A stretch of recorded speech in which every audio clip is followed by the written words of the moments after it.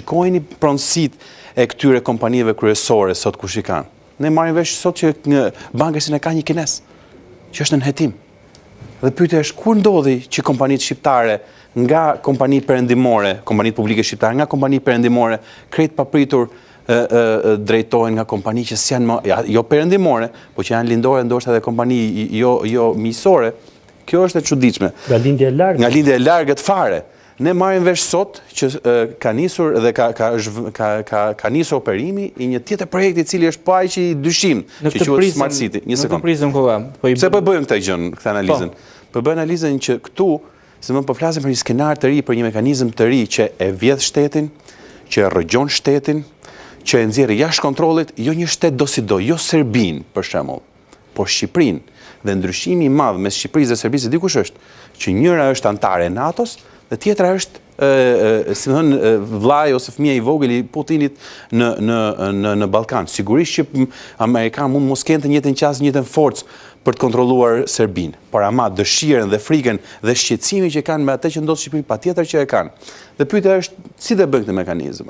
Unë mendoj që ne jemi në dy situata të cilat mund të diskutojmë, bëjmë dakord se ku ndodhemi. A ndodhemi sot në vitin 91 apo ndodhemi në vitin 97?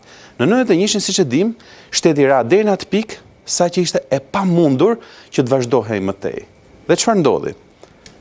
Ra regjimi, u bën zgjedhjet dhe çuditërisht sërish fitoi Partia e Punës me 87 mandate dhe atëherë Partia e Punës në të gjithë fshatin. Dhe u pa që me atë që quhet mekanizmi i zgjedhjeve, se këtu diskutojmë pastaj a është apo s'është, si më thënë, kjo goditja drejt për drejt e sistemit politik e vetme mënyrë, kjo gjë nuk zgjidhet. Atëherë u bë një zgjedhje deux ex machina, e cila shkoi drejt atij procesi pasi pati disa qeveri teknike, që do duhet ta shkëpuste së pari kontrollin dhe fuqinë që kishte regjimi i kohës, Partia e Punës e kohës, tek njerëzit, pra të çmontonte frikën, dhe më pas shkuan tek ato që ishin zgjedhjet e para pluraliste, po quajmë kështu, dhe që prodhuan një sistem të ri, po themi kështu, politik. Kjo ndodhi me ndërhyrjen e Shtetet Bashkuara të Amerikës dhe pas vizitës famshme të ish sekretarit. Në këtë rast SPAK-u po e ndihmon apo po e çrregton më shumë sistemin? Shiko, unë mendoj që duke parë gjithë denoncimin që ne kemi bërë, ne kemi sidomos që mbas zgjedhjeve të 2017-s. Po do në 2015, po nga 2017 e mbrapa, ne kemi folur gjithnjë më shumë për majisjen e një problemi dhe një sistemi i cili e intimidon qytetarin shqiptar, e prish rregullat e lojës, fut në aksion për blerjen e zgjedhjeve banda, përdorimin e pushtetit, përdorimin e parave publike, përdorimin e madje tani në zgjedhjet e fundit kemi dalë në një sistem tjetër që nëse kishim lexuar siç duhet, por që ishte brenda në raport në SBO-dirit, që përveç bandave, shtetit, pushtetit gjithë tjerë, tashmë edhe kompanitë private, të cilët profitojnë nga fondet publike, janë bërë aktor për që zgjedhjet të shkojnë dhe të qëndrojnë dhe pushtetin ta mbajë sërish të njëjtë mazhorancë. Kështu që unë mendoj që ky është një sistem i cili ka dalë jashtë kontrollit. Dhe pyetja është, a është SPAK-u ky mekanizmi që do duhet t'japi goditje ndaj këtij pushteti? Unë mendoj që nuk ka rrugë tjetër. Realisht mendoj që nuk ka rrugë tjetër dhe duket qartazi që SPAK-u sot është duke vepruar në atë që unë konstatoj. Ndaj pushtetit apo vetëm edhe klasës politike? Ndaj klasës. Po edhe ndaj klasës. Duket që është edhe ndaj klasës politike, por shiko, mua pak themi ndaj pushtetit, po ndërkohë që patjetër që kanë vajtur te kostot e kubanit. Patjetër.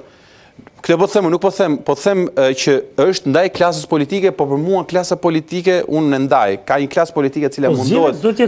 Si?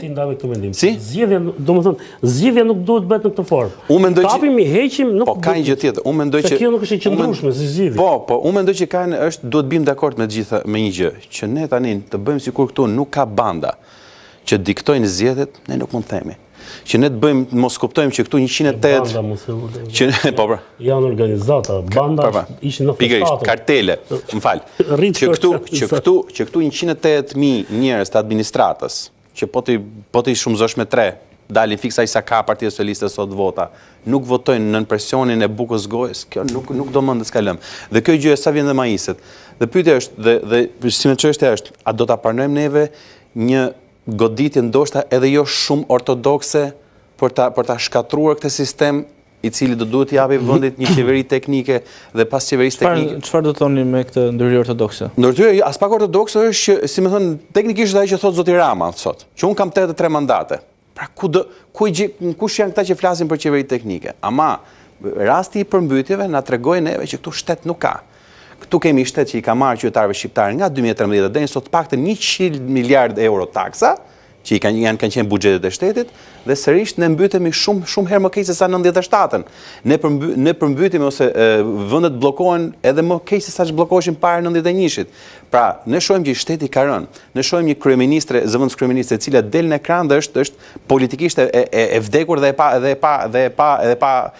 varrosur. Zoti Rama kam 83 mandate. Kupton? Pra, po shikoni fytyrën e zëvendës kryeministrit, është fikse ajo, si më hajdutët që janë kapur me presh në dorë, dhe që për inercinë e s'kan ku shkojnë, dalin dhe në publik. Pra, ne kuptojmë që unë shoh realisht personalisht nuk kam përjetuar shumë pushtetin në 91-shit, po shoh një zvetnim dhe një degradim, një dekadencë pushteti të njëjtë me atë të 91-shit. Dhe mendoj që zgjidhja edhe atëherë mund të mos ishte shumë ortodokse, por erdhi nga Shtetet e Bashkuara të Amerikës. Duket edhe nga veprimi i sotëm i zotit Rama, që kjo goditje ose kjo goditje përfundimtare po vjen përmes spagut. Nuk e di se qysh, por që ne sot pam që kryeministri i Shqipërisë pas gati 50 vitesh i thot Amerikës që shikoni se përpara ju shumë mund zgjedh edhe Kinën, edhe kjo gjë duhet analizuar. Pra si mundet sot kryeministri një vendi antar të NATO-s në takim me ambasadën amerikane, me përfaqësuesin e ambasadës amerikane përballë, thotë që shiko se po s'desh aty neve na kërkon Kina. Pra edhe kjo tregon fare mirë që këtu ka një përplasje të madhe, e cila ka dy aktor dhe ka një mekanizëm i cili po vepron sigurisht në kundër atij që bëri kërcënimin. Në këtë rast është zoti Rama dhe mekanizmi që po përdoret për ta goditur atë, besoj që është spaku.